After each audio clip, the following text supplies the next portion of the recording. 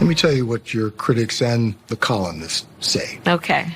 They say that the reason so many voters don't know you is that you have changed your position on so many things. You were against fracking, now you're for it. You supported looser immigration policies, now you're tightening them up. You were for Medicare for all, now you're not. So many that people don't truly know what you believe or what you stand for. And I know you've heard that. In the last 4 years, I have been Vice President of the United States. And I have been traveling our country. And I have been listening to folks and seeking what is possible in terms of common ground. I believe in building consensus. We are a diverse people, geographically, regionally, in terms of where we are in our backgrounds.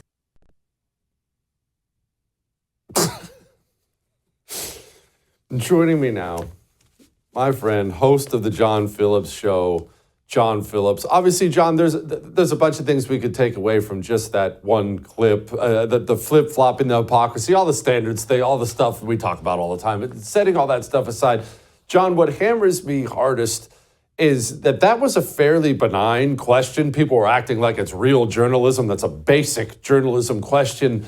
And the answer was awful. She's running a $1 billion campaign, staffers, advisors, that they had to know that was coming. What is wrong with these people? Well, she has flipped more times in the Chevrolet Corvair, and that's the reason that she has a tough time with that question, because it's just true. What she has going for her is that her supporters don't care. The only thing they care about is that she can beat the evil orange man. And if she has to repudiate every position that she's ever taken, if she has to flip-flop across the board, then that's what she has to do to win. Because winning is the most important thing for them. Which, okay, that will make the Democratic base happy as long as you do okay in the polls and you ultimately end up beating him. The problem that she has is with anyone who's not already in her corner. Because people who aren't political animals, people who don't wake up every day and read the papers and watch shows like this, people who just go to work and take their kids to school and those sorts of things, those people just want to know, what are you going to do for me? What's in it for me? And she has no answers for those people. If you're one of those people and you just saw the clip that you just played, I don't know how you get motivated to go vote for this woman. And that's the problem that she has. And that's what they're going to have to figure out this last month of the campaign. And I think that's why so much panic is set in. John, you mentioned the panic. I'm glad you brought that up because I'm hearing the exact same thing. I know you're hearing the same rumors. There's panic, Democrat staffers. We have leaked phone calls. Oh my, she's underwater. But look, not long ago, I watched my son not study for his chemistry exam. I told him for 3 nights to study. He didn't study, and he had a C in the class, and he bombed it. And it was the predictability of all of it that floored me. The fact that he should have known that's how that was going to go. Everyone knew Kamala Harris can't campaign. She's a moron. She wasn't popular beforehand. She tried to run a primary and she bombed. She's bombed as vice president. If I'd pinned down John Phillips and asked him as soon as they appointed her how her presidential campaign would go, you would have explained back then exactly how it was going to go. So if you can see it and I can see it, my friggin' dog can see it, why didn't they?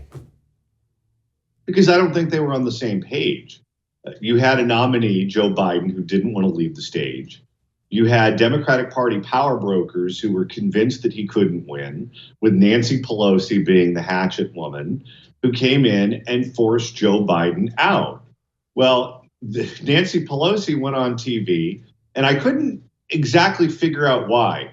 She just kept kicking him in the crotch and kicking him in the crotch and kicking him in the crotch. You got what you wanted. You wanted him out of the race. He's out of the race. Declare victory, enjoy yourself, and move on. But she had all of this animosity towards him. She had all this anger towards him. She just did interview after interview after interview where she just kept disrespecting him. And then I think I figured it out, which is he was not supposed to endorse Kamala. He was supposed to endorse an open Democratic convention where then the power brokers could pick whoever it is that they determined was the most electable. If you go back to that day that he got out of the race, it was two statements that were put together kind of hastily, including one that Nancy Pelosi said she didn't think he even wrote himself. He got out of the race, and then like a short period of time later, he came out and said, and I endorse Kamala. Well, because of the calendar, that took an open convention off the table, and they were stuck with her. In many ways, I think Kamala is Joe's revenge for doing what they did to him. And who knows, maybe he'll end up getting the last laugh after all. Okay, now that is an interesting theory, and I had not considered that before, but it does seem, it was a little vindictive. Pelosi, who monitors everything she says, this woman says nothing by accident, went on a kick Joe Biden in the nuts campaign on the media, forgetting my language, everybody, but that's exactly what she did, and I couldn't figure out the why. So if they didn't want Dome, do you have some idea of who the powers that be did want? Well, my guess is Josh Shapiro. I mean, he's certainly the most successful Democratic governor, or at least the most popular Democratic governor. Let's face it, this time around, Pennsylvania is to 2024 what Florida was in 2000. Whoever wins Pennsylvania will likely win the presidential race. He's a popular governor of Pennsylvania. If you put him on the ticket and that helps you win the bellwether state, the state that's going to determine the winner, seems like a no-brainer to me. If he's the nominee, even better, because you don't have to run his relationship with the voters through some other person who they may or may not like. If the Democrats had Josh Shapiro at the top of their ticket, they'd probably be comfortably ahead in Pennsylvania. And if they're comfortably ahead in Pennsylvania, I think they probably win the election. Now, if I had to put money down, I would say they lose Pennsylvania. And I think if you lose Pennsylvania, you lose the election.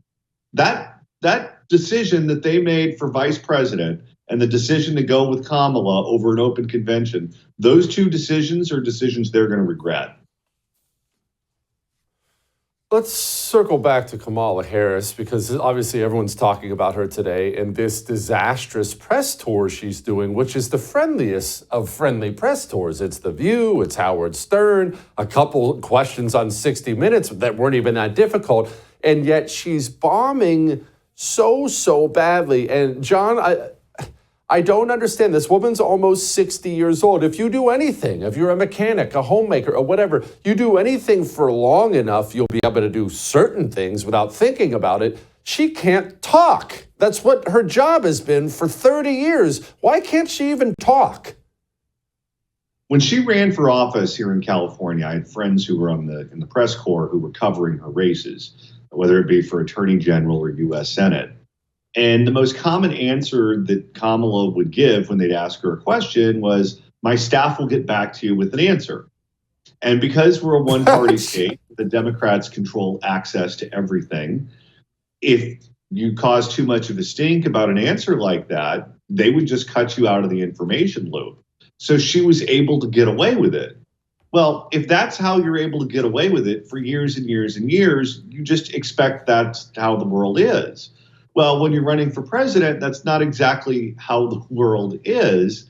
And when they ask a follow-up question, the wheels just come off. And that's what you're seeing happen with her right now in real time. You also know that her staff doesn't trust her, which is one of the reasons that they haven't allowed her to go out and do so many of these interviews. They feel that their back is up against the wall now and they have no other choice. But they've kept her away from all of these shows and all of these interviews for a very long time. Well, if you ever played golf or ever, played any sort of athletic sport, you know that if you don't have any reps, if you haven't been out there swinging the club, if you don't have your timing, and then you need to go out, you need to play with your buddies and not embarrass yourself, you're out of luck because you're just rusty. And she's just rusty. She hasn't done this in a very long time. And now she's doing it. And every time she sits down for an interview, she steps on a different rake. So I realized they were desperate, just as we wrap up here, but this media tour, obviously they were very focused with who they lined it up with and make sure it's all going to be very friendly. I know she needs some help right now, But this was a mistake, right, John? If you don't have a candidate who can talk, if she can't do it, then rolling her out there to talk is setting her up for failure. Didn't they just set her up for failure?